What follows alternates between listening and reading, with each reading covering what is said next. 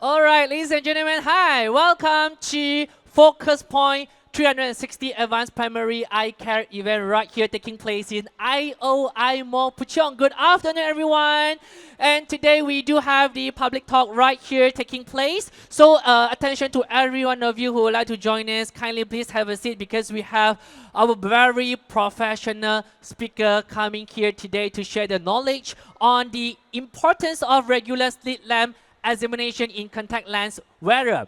And ladies and gentlemen, for information, those who have questions, don't forget to jot down because we will be opening up a Q&A session later on for you to ask the question. And those who are watching the video, hi, I'm Jun, the MC of today. And today we have our professional speaker of today. Let's welcome Mr. Yong Wei, the Professional Affair Manager, Malaysia, Singapore, and Asia Emerging Market. Ladies and gentlemen, without further ado, let's welcome Mr. Yong. Thank you, thank you. Thank you for the kind introduction. My name is Yong. I'm basically an optometrist. Yes. And being an optometrist, we do a lot of eye examination. And since we need to do a lot of eye examination, we need to have the proper instruments. Now, one of the most important instruments for an optometrist will be the slit lamp. Okay? All right? So the slit lamp is actually very, very important. Why is it very important? Because basically, we use it to check every aspect of the eye, especially contact lens wear. All right? Especially contact lens wear. Now, I'm going to explain to you why we need this for contact lens. Okay? All right? Now, before we go into the contact lens, we have to understand the slit lamp first. Okay? Now, you see a picture of the slit lamp here. It looks like a very special instrument. It looks, very extraordinary. It looks very complex, but it's actually a very simple instrument. Okay? It's basically a magnifier with light attachment. So there's light for you to see the parts of the eye. And the eye is being magnified. Okay? All right? And if you want to see the instrument in real life, all you need to do is just walk on my right. You see the instrument over there. That is a slit lamp. Okay? All right? Mr. Young, just want to ask, right, the slit lamp, the instrument, is it commonly used in Malaysia or is it a very, very new instrument in Malaysia? It actually has a very long history already. So last time the instrument is actually very simple. But now you see a lot more of this slit lamp. And some of the slit lamps are much more expensive. Some of them are much more affordable. The more expensive ones, why they are expensive? Because the optics are very, very high end. That means you see very clearly. And then you also have a lot of attachment. That means you can actually see it at very, very high magnification. All right? Some of the more affordable ones, they only have 2 magnification. Some of the expensive ones, sometimes you can have up to 40 times. So if there's any part of the eye that catches your attention, you want to analyze it further, you have to magnify it higher magnification so that you can see it easier.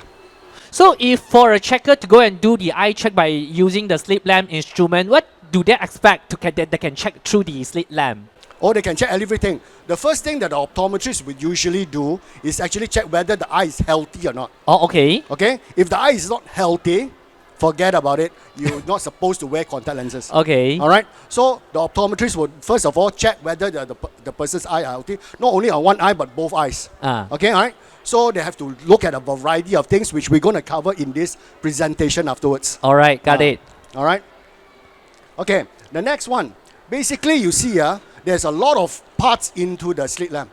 A lot of parts. Okay. All right. So basically what is happening is you have the forehead band where you actually put your forehead onto it. You have the canthus alignment, chin rest, hand grip. So basically this is for the patient, that means the person who's being examined, to actually be comfortable to put their head at the correct position. Okay? That is for the consumer side. All right. Now for the patient side. Now this is for the examiner side. So the examiner side, they will actually make sure that the slit lamp is actually focused. They actually have to look through the slit lamp biomicroscope, which inside there's a magnifier. There's a magnifier you can actually control here. Okay, and then that's the joystick there where you can actually control which eye you want to see and where you want to focus. So basically a slit lamp is to check first and foremost the eye health first, whether the eye is healthy or not. Okay, all right, if the eye is healthy, then we can proceed to eye examination for the contact lens fitting. All right. So, doctor, I just want to ask, right, who can actually, is there anyone from the optometry industry can actually control this slit lamp?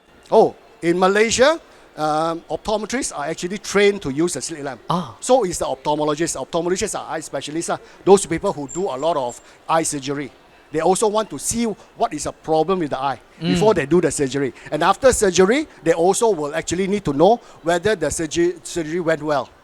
Okay, all right. So that is basically what happens. Okay, for the optometrist mainly is to check whether there's anything wrong with the eye, and then subsequently for eye examination on the contact lens fit. I see. Okay. Now, the thing is, like I said, we went a bit fast.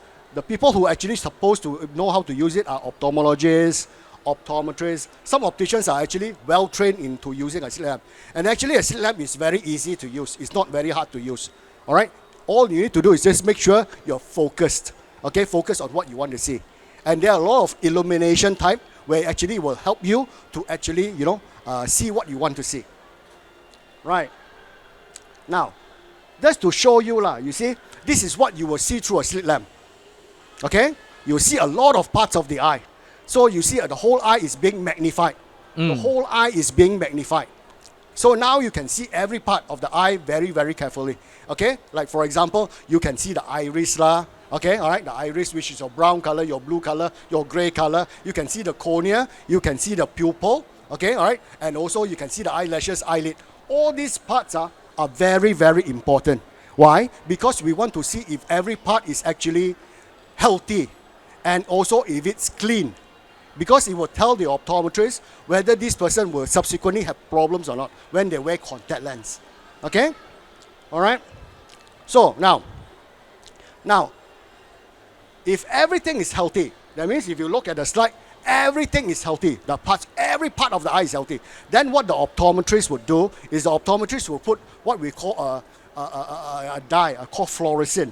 So the fluorescein, okay, is actually a dye where we actually put the saline, add saline to it, and then what happens is you put onto the eye. You put onto the eye is an orange dye, orange color, okay? But through the slit lamp, we switch it on with the blue light, So when you see blue light over orange, you will see green color. You will see green color, okay? All right? So why we want to see this? Because we want to see if there's enough tears.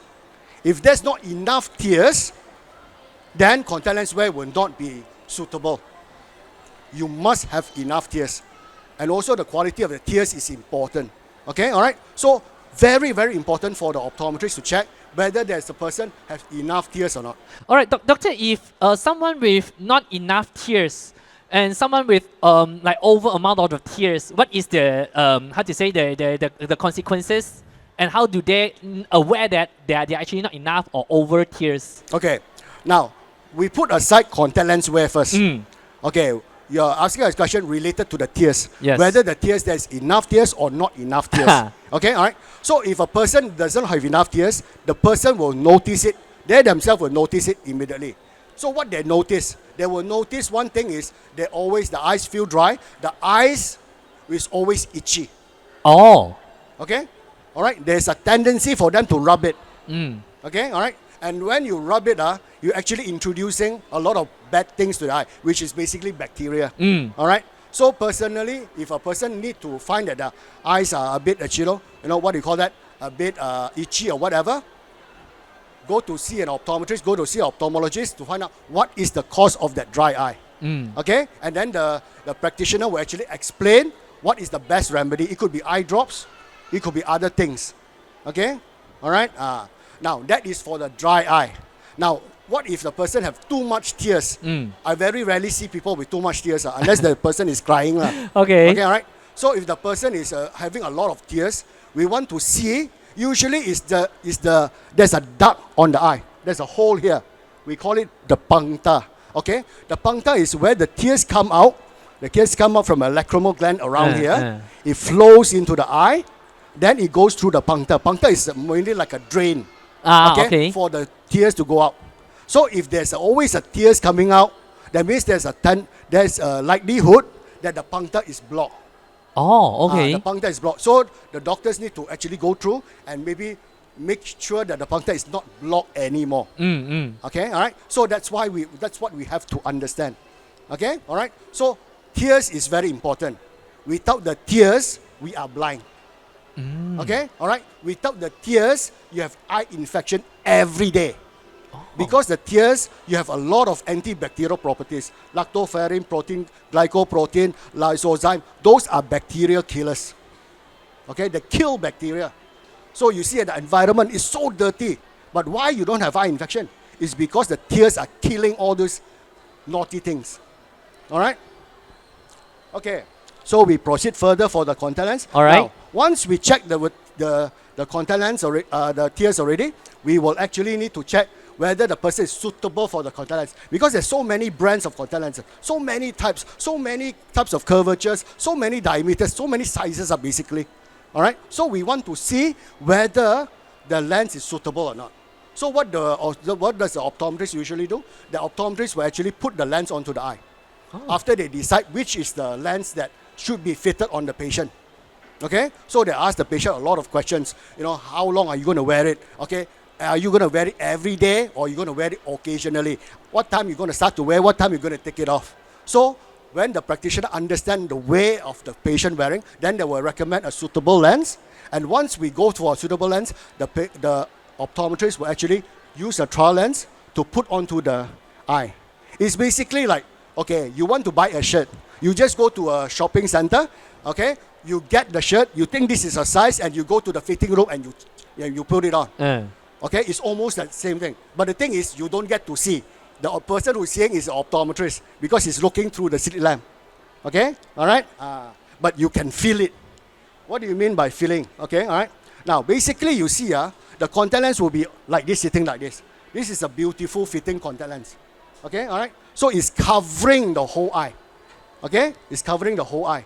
All right? Now, oops, I went a bit fast. Okay, so basically, you see, sometimes a contact lens can be all over the place. Sometimes it can go a bit up. Sometimes it can go a bit down or sideways. Sometimes it can be sitting correctly.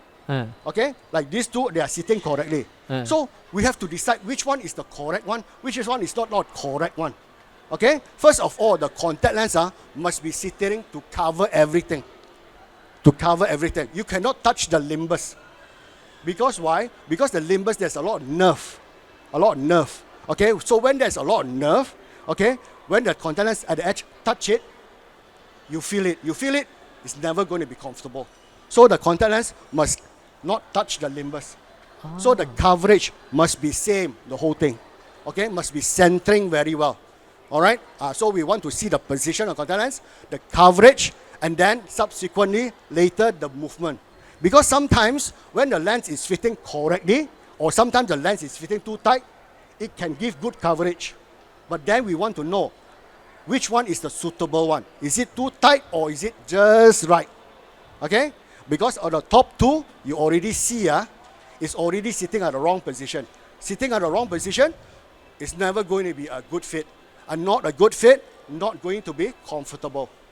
Okay? Alright? So, what happened is, the optometrist will also ask, hey, how are you getting on with the lens? You have worn the lens for 10 minutes, how do you feel? Okay? Alright? So, also important. Because why? If it's not comfortable, even though it's a good fitting, you were never going to wear it, right? Because it's not comfortable, right? So that is what is happening. Anything you want to ask? I just want to ask, right? Because we can always see that people are buying contact lenses from online. So what is the risk and why they cannot not encouraged to buy the contact lenses online? Okay, because the reason why is because first of all, you have to understand when you purchase something online, do you have an eye test before that? That means do you know your correct prescription or not? Secondly, do you know if the lens is actually suitable for you? Or you are buying because your friend is buying the same brand, you want to follow the same brand. Okay? Sometimes it may be comfortable, it may be a good fit for your friend, but it's not a good fit for you. So that's why we always recommend people to go to optical outlet with optometrists to actually check, to make sure everything is correct. So because contact lens is something you put on the eye, It's not something you play with. Because if you don't do it correctly, infection can happen. problems can happen. And then what happened? You're going to have to suffer for it. So that's why we tell people, do all the proper eye examination. Make sure you're actually wearing the contact lens also correctly, because the optometrist will explain how to clean the lens, how to take care of the lens, and when to wear, when to take it off, okay, and how to care for the lens. Understand? All right? Okay? So now, if the lens is sitting correctly, the optometrist will ask the patient, okay, look up, look down, look at the side, on the left and on the right. Why? Because we want to see if the lens is still covering the eye at all these kind of position or not. Okay? We want to see if the lens is still covering. All right? And then after that, then the patient, the optometrist will ask the patient, look up, blink a few times for me. Why they want to blink a few times? Because I want to see if there's lens movement. Okay?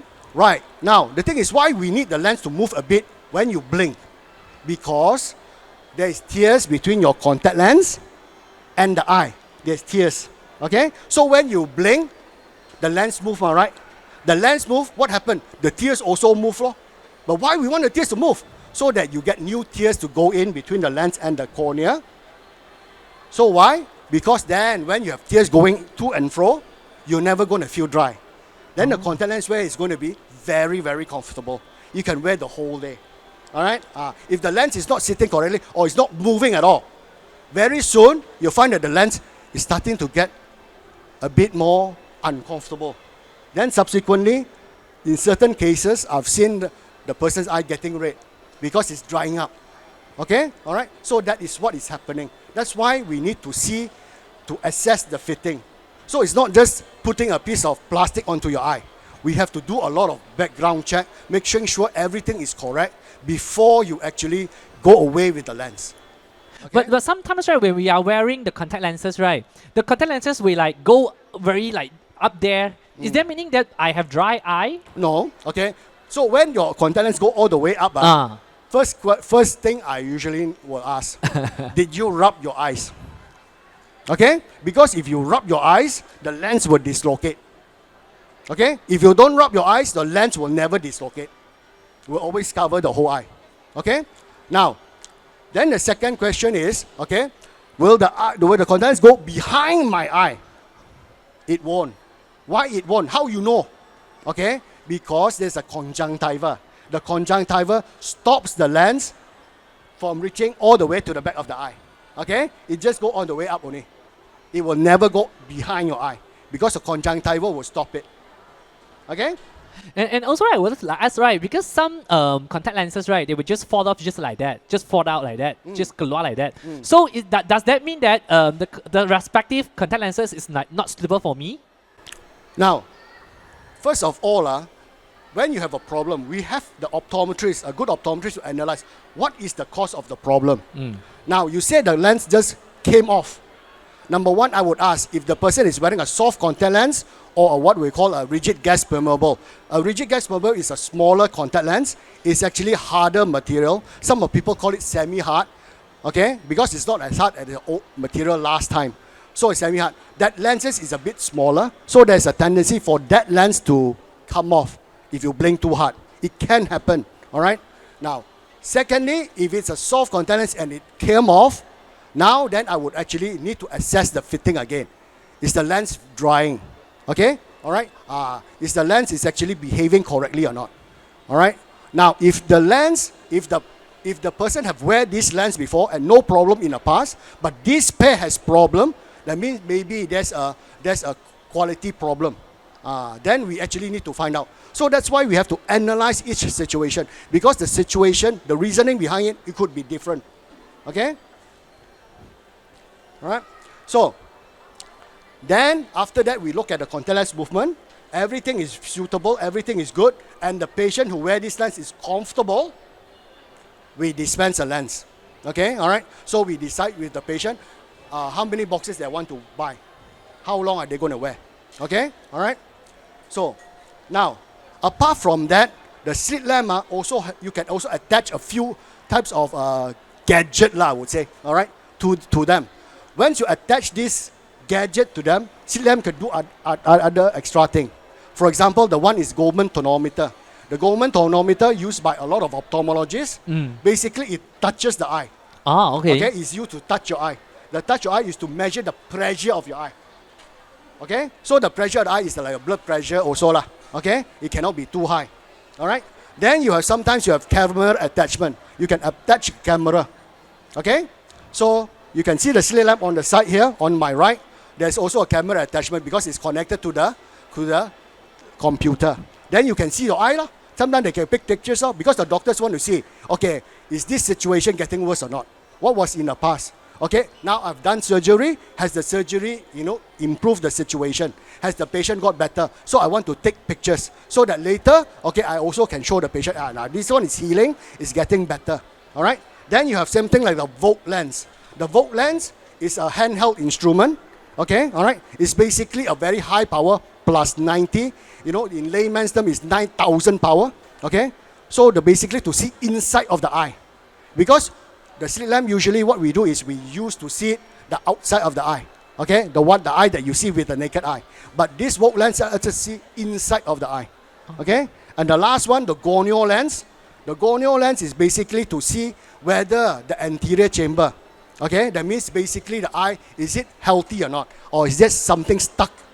Or the angle is too small. If the angle is too small, then the eye is not going to be healthy. You're going to have a lot of problems. So a lot of these instruments, some of them are used by optometrists, some of them are used by ophthalmologists. Okay? But basically, that's what you can do with a slit lamp. A slit lamp can do a lot of things if you know how to use it correctly. It's a marvelous instrument. Okay? So that's basically the essence of my talk. All right, thank you so much, Mr. Yong. So, ladies and gentlemen, if you do have any question, all right, you may just raise up your hand. We will be open up a Q&A session later on. But before that, me first, okay?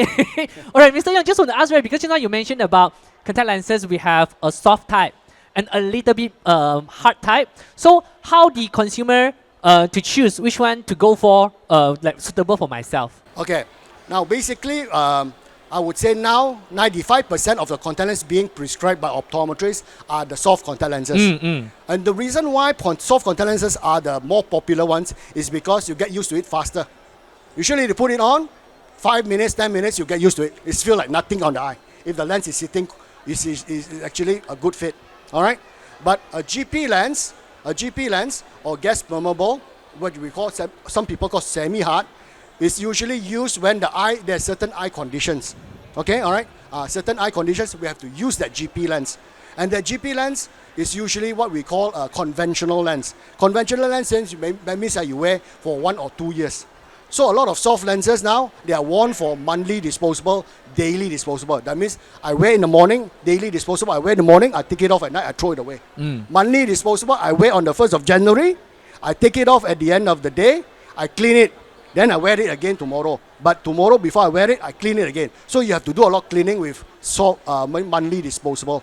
So a lot of people get used to the monthly disposable, okay? And also get used to the daily disposable. And what is happening is soft contact lens is the much more popular because it's very easy and very fast to get used to it. GP lens, only certain eye conditions, okay, all right? We will actually prescribe GP lenses for this person. All right, thank you, Mr. Yong. So, any question from the floor? All right, any question from the floor? Any question? All right, so last but not least, I would like to have Mr. Yong. All right, any advice for those who are actually considering buying contact lenses? Any last advice from you? Okay, first thing, try to go to an optometrist, okay? All right, go to a reputable outlet, okay, like Focus Point, all right? So why? Because they have a lot of optometrists, they have a lot of proper instrumentation, so they will do a lot of tests on you to make sure when you walk off from the outlet, you're actually wearing a suitable lens, okay? Try not to purchase from online because sometimes you do not know whether the lens is real or fake, okay? And then subsequently, sometimes there could be a problem in your eye. When you purchase online, there's no eye test, so we don't know if there's a problem in your eye or not. And then you could actually, if you don't know there's a problem and the problem get worsened, it could cause a lot of damage into your eye. That's why we always advise people, try to do try to visit optometrists as often as possible. Do all the eye examination. That's why we're having this kind of roadshow for all people to check whether the eyes are healthy. Think about it. You can have all the wealth in the world, but if you are not healthy, what's the point? Isn't it? Very great advice. Oh yeah, Mister, just want to ask, right? If we undergo the slit lamp examination, then the next time, what is the interval in between? There's no interval. As long as you're going to the outlet, okay, sometimes you notice there's something wrong with your eye, okay, or you don't feel comfortable, you can pop into any, I think, Focus Point outlet. They will do an eye examination on you, okay? They will see whether there's a problem. If there's really a problem, they will actually write a referral letter for you to go and see an ophthalmologist, okay? Then they will do a lot more tests on that, okay? But always ask yourself, do I see well when I wake up in the morning? Do I see well or not? Do I look well? What look well means your eyes, is it all bloodshot or is it healthy white? Okay, all right? And do I feel well? Okay, if everything is well, then you don't have to worry. But if something is well, it's not well, then there's something wrong already. My advice, go to seek professional help.